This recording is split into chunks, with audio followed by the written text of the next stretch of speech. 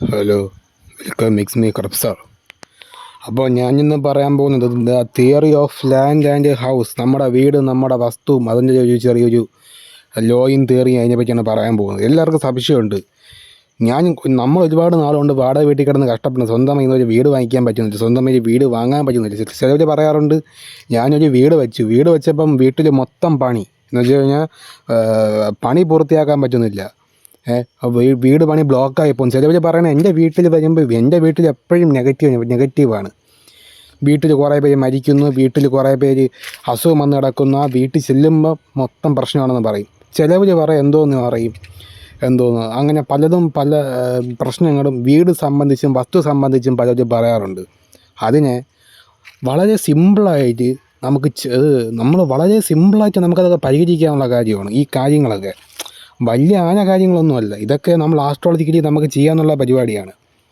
മനസ്സിലായില്ലേ? അപ്പോൾ ആസ്ട്രോളജി വിശ്വാസമില്ല, ഇത് തട്ടിപ്പാണ് വെട്ടിപ്പാണെന്ന് പറയുന്നവർ ഒരു കാര്യം ചെയ്യും, എൻ്റെ അടുത്ത് അപ്പോയിൻമെൻ്റ് എടുത്ത് വാ, എനിക്ക് തെളിയിച്ചു തരാൻ പറ്റും. ഈ സാധാരണ ട്രഡീഷണൽ ആസ്ട്രോളജേഴ്സിന് ഇതൊന്നും അവരെക്കാട്ടിയും നല്ല രീതിക്ക് തെളിയിച്ചു തരാൻ പറ്റും. മനസ്സിലായില്ലേ? അത്രയേ ഉള്ളൂ. വേറെ ഒരു വ്യക്തിയുടെ പേര് മാത്രം വെച്ച് കഴിഞ്ഞാൽ പല ആൾക്കാർക്കും ഡീകോഡ് ചെയ്ത് കൊടുത്തിട്ടുണ്ട്. അത് വച്ച് മാത്രം. മനസ്സിലായില്ലേ? അപ്പോൾ പിന്നെ ഡേറ്റ് ഓഫ് ബർത്തും ടൈമും ഒക്കെ കൊണ്ട് നിങ്ങൾ വന്നു കഴിഞ്ഞാൽ നല്ല പക്ക പെർഫെക്റ്റ് ആയിട്ട് നമ്മൾ എല്ലാ കാര്യങ്ങളും പറഞ്ഞു തരുന്നതായിരിക്കും. മനസ്സിലായില്ലേ? അപ്പോൾ ഇത് ആസ്ട്രോളജി വിശ്വാസമില്ലാത്തവർക്ക് അത് നിങ്ങൾക്കത് എക്സ്പീരിയൻസ് ചെയ്യാത്തതുകൊണ്ടാണ്. അത് നമുക്കൊന്നും പറഞ്ഞ കാര്യമില്ല.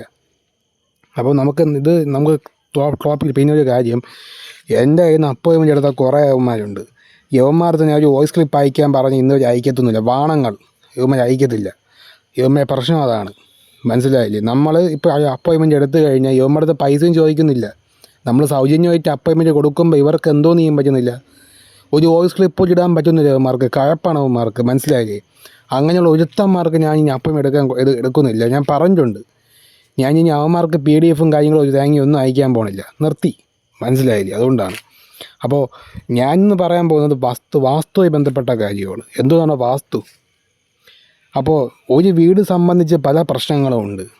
മനസ്സിലായില്ലേ? അങ്ങനെ അപ്പോൾ ഈ വീട് വയ്ക്കുമ്പോൾ നിങ്ങൾ നോക്കണം, നിങ്ങളെ വാസ്തുവായിട്ട് ബന്ധപ്പെട്ട് അഡാപ്റ്റഡ് ആയിട്ടുള്ള വീടാണോ വയ്ക്കേണ്ടതെന്ന് നിങ്ങൾ ആലോചിക്കണം. ഒന്നാമത്തെ കാര്യം, ആ വാസ്തു നല്ല പ്രശ്നമാണോ? വാസ്തു ശാസ്ത്രം നോക്കി വീട് വയ്ക്കുക. ഒന്നാമത്തെ കാര്യം. വീട് വയ്ക്കാൻ ആഗ്രഹിക്കുന്ന ആൾക്കാർ, ഇപ്പോൾ വീട് വയ്ക്കുന്ന ആൾക്കാർ വാസ്തു നിങ്ങൾ ചെക്ക് ചെയ്യുമോ. രണ്ടാമത്തെ കാര്യം, എന്താണെന്ന് വെച്ച് കഴിഞ്ഞാൽ നിങ്ങൾ ചെയ്യുള്ളത് എന്താണെന്ന് വെച്ച് കഴിഞ്ഞാൽ നിങ്ങൾക്കിപ്പോൾ വാടക വീട്ടിലേക്ക് നിങ്ങൾ കിടക്കുന്നു, അല്ലെങ്കിൽ നിങ്ങൾക്ക് വീടേ കാണത്തില്ല, റോഡിലേക്ക് കിടക്കുന്നു, എന്തോ ആയിക്കോട്ടെ, നിങ്ങളുടെ മുമ്പത്തെ തലമുറയിലെ ആൾക്കാർ എങ്ങനെയാണ് വീട് വെച്ചത് അത് നിങ്ങൾ ആലോചിക്കണം. മുമ്പത്തെ തലമുറയിലെ ആൾക്കാർ എങ്ങനെയാണ് വീട് വെച്ചു എന്ന് വെച്ച് കഴിഞ്ഞാൽ, അവർ കുട്ടികളെ പഠിപ്പിച്ച് അതിൽ നിന്ന് കിട്ടുന്ന പൈസ കൊണ്ട് അവർ വീട് വെച്ചു. ഇല്ലെങ്കിൽ ഹോട്ടൽ പണി, വലിയ റെസ്റ്റോറൻറ്റിലെ ഓണർ അയാൾ എന്തോന്ന് ചെയ്തു, അതിൽ നിന്ന് കിട്ടുന്ന ആഹാരം വിളമ്പി കിട്ടുന്ന പൈസ കൊണ്ട് അവർ വീട് വെച്ചു. ഇല്ലെങ്കിൽ ഏതെങ്കിലും കോർപ്പറേറ്റ് കമ്പനിയിലുള്ള ഒരുത്തൻ എന്തോന്ന് ചെയ്തു, ആ കമ്പനിയിൽ നിന്ന് കിട്ടുന്ന പൈസ കൊണ്ട് ചെയ്ത് ഒരു വീട് വെച്ചു. എന്തോ ആയിക്കോട്ടെ, നമ്മളെടുക്കാനുള്ള സൊല്യൂഷൻ എന്ന് വെച്ച് കഴിഞ്ഞാൽ ഈ വീട് എങ്ങനെ വച്ചു, അതിൻ്റെ സോഴ്സ് അത് മാത്രം നമ്മൾ എടുത്താൽ മതി. മനസ്സിലായില്ലേ? ഈ സോഴ്സ് മാത്രം നമ്മൾ എടുത്താൽ മതി. ആ സോഴ്സ് ഏത് പ്ലാനറ്ററി ഇൻഫ്ലുവൻസ് ആണെന്ന് നമ്മൾ നോക്കണം. മനസ്സിലായില്ലേ? എക്സാമ്പിൾ ഞാൻ പറയാം. ഒരാൾ ബേക്കറി നടത്തി, ഒരു വലിയ ബേക്കറി അല്ലെങ്കിൽ വലിയ ഹോട്ടൽ നടത്തി, ആ പൈസ കൊണ്ട് അയാൾ വീട് വയ്ക്കുന്നെങ്കിൽ അത് ഏത് ഇൻഫ്ലുവൻസ് ആയിട്ട്, അത് 3 ഇൻഫ്ലുവൻസ് ആയിട്ട് വരും. ഇനി ഒരാൾ വലിയ പഠിപ്പിക്കുന്നു, ഇല്ലെങ്കിൽ വലിയ മെഡിക്കലായിട്ട് എന്തെങ്കിലും പോകുമ്പോൾ അവിടെ നിന്ന് ഇപ്പോൾ എന്തോന്നാണ്, മനസ്സിലായില്ലേ? മെഡിക്കലായിട്ട് പോകുമ്പോൾ ഇതാണ് കാര്യം. അപ്പോൾ അവരെങ്ങനെയാണ് വീട് വെച്ചത്? അത് സൂര്യൻ്റെ ഇൻഫ്ലുവൻസാണ്. അപ്പോൾ അവർ വീട് വെച്ചത് അങ്ങനെ ചെയ്ത് പൈസ കൊണ്ട് അവർ വീട് വെച്ചു. മനസ്സിലായില്ലേ? അങ്ങനെയുണ്ട്. ലോണൊക്കെ അത് നമ്മൾ നോക്കേണ്ട. ലോണും മറ്റേ കാര്യങ്ങളും നോക്കണ്ട. നിങ്ങൾ ആ വീട് വെച്ചത് ഏത് റിസോഴ്സിലൂടെയാണോ അത് മാത്രം നിങ്ങൾ നോക്കിയാൽ മതി.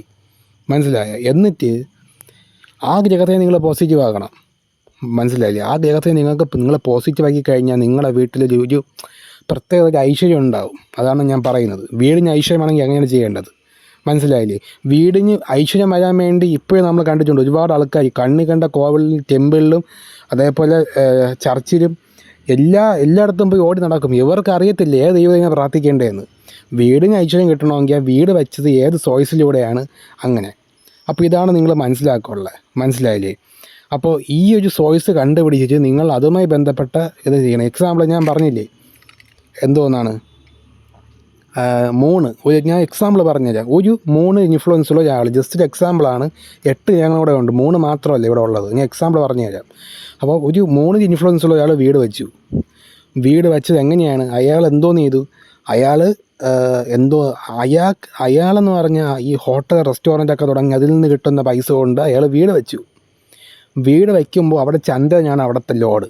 ചന്തയിൽ നിന്ന് കിട്ടുന്ന ഈ ഫുഡ് ഭക്ഷണം എന്ന് പറഞ്ഞാൽ 3 അപ്പോൾ 3 നിന്ന് കിട്ടുന്ന പൈസ കൊണ്ട് അയാൾ വീട് വെച്ചു. അത് 3 റെപ്രസെൻ്റ് ചെയ്യുന്ന ഒരു ആ ഫുഡിന് ഭക്ഷണത്തിന് എല്ലാം 3 കൊണ്ടാണ് റെപ്രസെൻ്റ് ചെയ്യാറുള്ളത്. മനസ്സിലായില്ലേ? അപ്പോൾ ഇതുമായി ബന്ധപ്പെട്ട ഒരു ജോലി നിന്ന് വന്നപ്പോൾ ഇവരെന്തോ ചെയ്യണം? ആ വീട്ടിൽ അമ്മയുമായി ബന്ധപ്പെട്ട് ഡെയിലി പ്രശ്നം, ഇല്ലെങ്കിൽ ഫുഡുമായി ബന്ധപ്പെട്ട് എന്തെങ്കിലും ഇല്ലീഗൽ ആക്ടിവിറ്റി മീൻസ് മോശമായി കാണിക്കുക, മോശമായി പ്രവർത്തിക്കുക, ഇല്ലെങ്കിൽ മനസ്സ് വേദനയിൽ ഇത് സംസാരിക്കുക, മനസ്സിലായി, ഇല്ലെങ്കിൽ ഇയാളുടെ മനസ്സമാധാനം ഇല്ലാതാക്കുക, ഇല്ലെങ്കിൽ ഇങ്ങനെയൊക്കെ ചെയ്ത് കഴിഞ്ഞാൽ മൂണിന് അവിടെ നെഗറ്റീവ് ആവും. അപ്പോൾ നിങ്ങൾ എന്തോ ചെയ്യണം? ഇനി നിങ്ങൾക്ക് ഇതേ മൂണിനെ പോസിറ്റീവ് ആക്കണം. അപ്പോൾ എന്തോ ചെയ്യണം? നിങ്ങളെ വീട്ടിൽ ഒരുപാട് പേരെ വിളിച്ച് വെച്ചിട്ട് അന്നദാനോ അല്ലെങ്കിൽ തന്നെ നിങ്ങൾ ഒരുപാട് നിങ്ങളെ വേറെ ആരെങ്കിലും പുറത്തുള്ള ആരെങ്കിലും വിളിച്ച് കൂട്ടി ഒരു പുതു ചടങ്ങ് പോലെ വീട്ടിൽ സെറ്റ് ചെയ്ത് വയ്ക്കുക. ഇപ്പോൾ നമ്മൾ ടെമ്പിളിലായാലും ചർച്ചിലൊക്കെ ആയാലും ഇപ്പോൾ നമ്മളെ പള്ളിയിലൊക്കെ കരോള് വരും, നമ്മളെന്തോ ചെയ്യുക? ഫുഡ് ദാനം കൊടുക്കുക. അതേപോലെ ടെമ്പിളിലാണെങ്കിൽ ഇപ്പോൾ ഉത്സവത്തിന് നമ്മളെന്തോ ചെയ്യുക?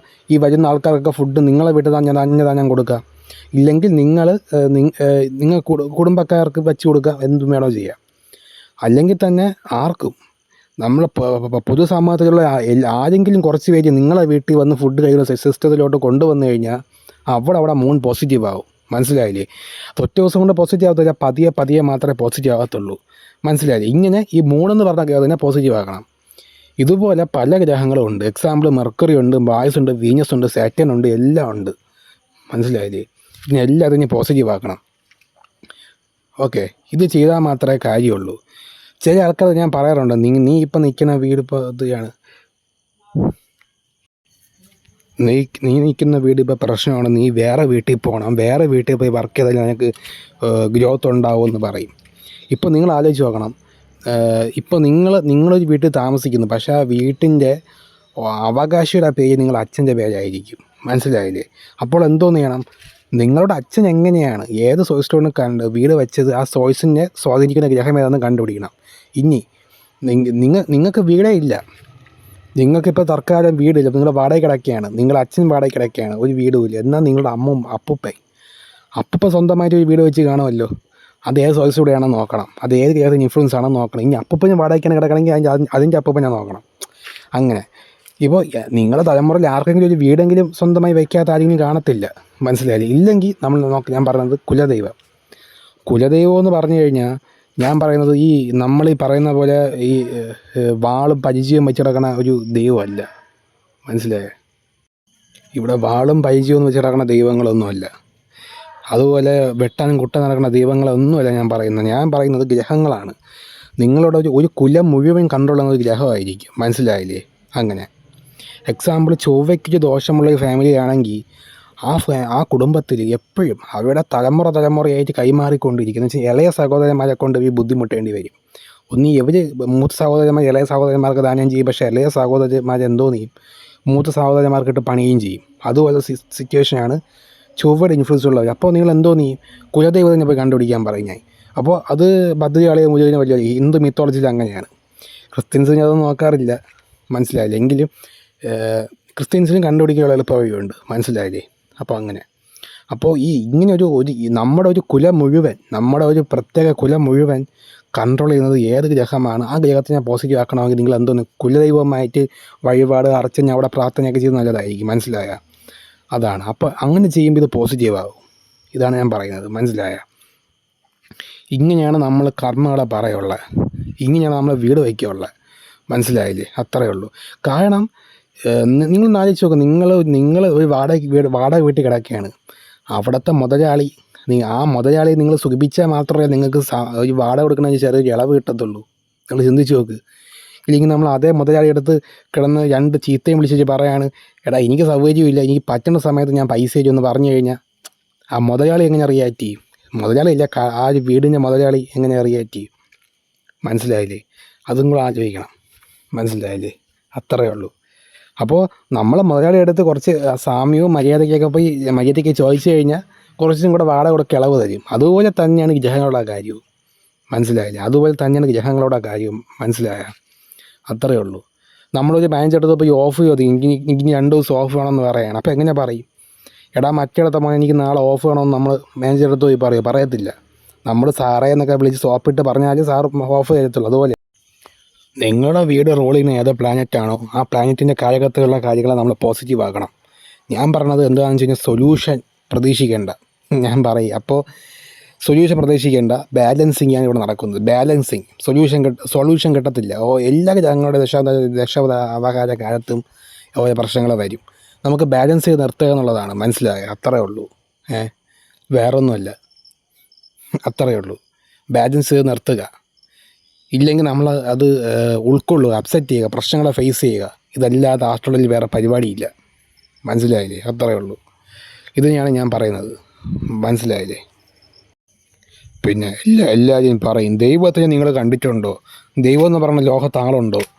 നിങ്ങൾ ദൈവത്തെ വിശ്വസിക്കണമെങ്കിൽ വിശ്വസിക്കേണ്ട, അത്രയേ ഉള്ളൂ. വേറെ ആരും വിശ്വസിക്കണമെങ്കിൽ വിശ്വസിക്കേണ്ട. ഞാൻ വിശ്വസിക്കുന്ന ആളല്ല, അതവിടെ നിൽക്കട്ടോ. അതിപ്പോൾ പേഴ്സണൽ ചോയ്സ് എന്ന് പറയാം. പക്ഷേ ഞാൻ പറയുന്നത് എന്തോന്നാണ്, പ്ലാനറ്ററി ഇൻഫ്ലുവൻസ് ഉണ്ട്. ഒരു ഗ്രഹം ഒരു മനുഷ്യൻ്റെ ജീവിതത്തിൽ സ്വാധീനിക്കുന്നുണ്ട് എന്ന് തെളിയിക്കാനുള്ള എല്ലാം എൻ്റെ കയ്യിലുണ്ട്. അതുകൊണ്ട് നിങ്ങൾക്ക് ഞാൻ ഡൗട്ട് ഉണ്ടെങ്കിൽ വാ.